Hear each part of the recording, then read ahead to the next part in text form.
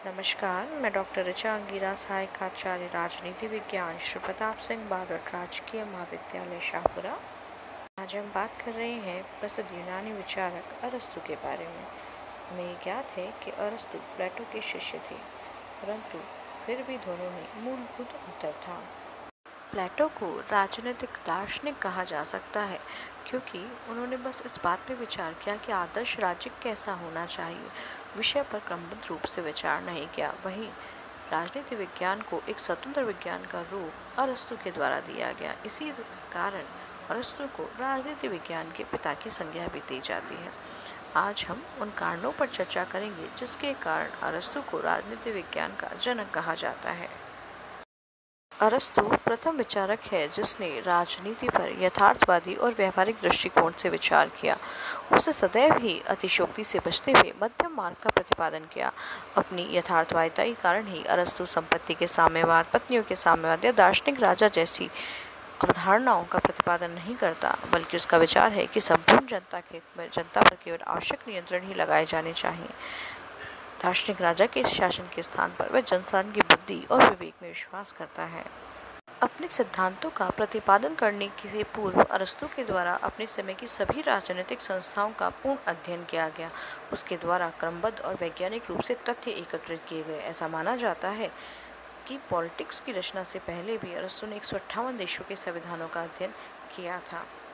उसका अध्ययन स्वयं द्वारा संग्रहित तथ्यों पर आधारित होने के कारण ही उसे प्रथम राजनीतिक वैज्ञानिक विचारक कहा जाता है। प्लेटो के राजनीतिक विचारों में राजनीति और नीति एक दूसरे से पूर्णतः मिश्रित है और राजनीति नीति शास्त्र का एक उपविभाग बनकर रह गई है। वहीं अरस्तु ने राजनीति और नीति को एक दूसरे से पृथक करके राजनीति को एक स्वतंत्र विज्ञान की स्थिति प्रदान की है। प्रसिद्ध विद्वान डनिंग कहते भी हैं कि राजनीतिक सिद्धांतों के इतिहास में अरस्तु का सर्वप्रमुख महत्व इस तथ्य में है कि उसने राजनीति को एक स्वतंत्र विज्ञान का स्वरूप प्रदान किया। अरस्तु को राजनीति विज्ञान के जनक कहने का एक अन्य प्रमुख कारण यह भी है कि उसने आगमनात्मक और तुलनात्मक वैज्ञानिक पद्धतियों को अपनाया। अरस्तु ने अपनी पुस्तक पॉलिटिक्स की रचना से पूर्व 158 संविधानों और शासन व्यवस्थाओं का तुलनात्मक अध्ययन और विश्लेषण किया। उसके इस शासन व्यवस्थाओं के ऐतिहासिक रूप में और विद्यमान स्वरूप का अध्ययन करने और संपूर्ण तथ्यों की तुलना करने के बाद वैज्ञानिक पद्धति अपनाने वाला वह प्रथम विचारक है। अरस्तु प्रथम पश्चिमी विचारक है जिसने क्रमबद्ध रूप में राज्य का पूर्ण सिद्धांत प्रस्तुत किया। राज्य के जन्म और उसके विकास से लेकर उसके स्वरूप, संविधान की रचना, सरकार के निर्माण, नागरिकता की व्याख्या, कानून की सर्वोच्चता और क्रांति आदि अनेक महत्वपूर्ण विषयों पर उसने विस्तार से प्रकाश डाला है। ये सभी आधुनिक राजनीति शास्त्रियों के चिंतन के विषय हैं। यद्यपि अरस्तु का उस समय का राज्य केवल एक नगर राज्य था, फिर भी उसके द्वारा की गई कुछ विषयों की विवेचना आधुनिकतम है।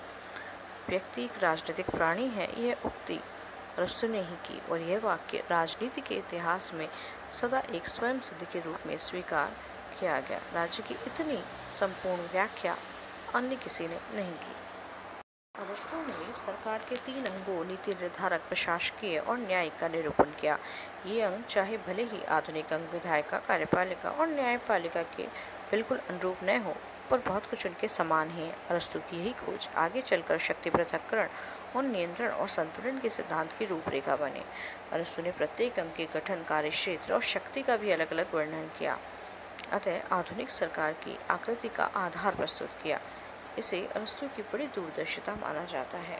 अरस्तु ने कानून की सर्वोच्चता के बारे में एक सम्यक विचार प्रस्तुत किए। अरस्तु सर्वाधिक बुद्धि संपन्न व्यक्तियों के विवेक के स्थान पर परंपरागत नियमों और कानूनों की श्रेष्ठता में विश्वास करते थे, जबकि प्लेटो सर्वोच्चतम व्यक्ति अर्थात दार्शनिक शासक के शासन में विश्वास करते थे। अरस्तु का विश्वास विधि के शासन में है। कानून की सर्वोच्चता तथा संवैधानिक शासन की वांछनीयता में उनका विश्वास उनकी ऐसी धारणा है जिसके आधार पर उसे संविधानवाद का जनक भी कहा जाता है। अरस्तु ने कानून की सर्वोच्चता के विषय में जो विचार व्यक्त किए, बोंदा, ग्रोशियस, बेंथम, हॉब्स, ऑस्टिन और लॉस्की ने उन्हें ही अपनाकर अपने वैधानिक संप्रभुता के सिद्धांत की व्याख्या की। अतः यदि हम इन सभी बिंदुओं पर विचार करेंगे तो हम पाएंगे कि अरस्तु को राजनीति विज्ञान का जनक कहने में कोई अतिशयोक्ति नहीं है। इसीलिए मैक्सी ने सत्य रूप में ही अरस्तु को प्रथम राजनीतिक वैज्ञानिक कहा है। धन्यवाद।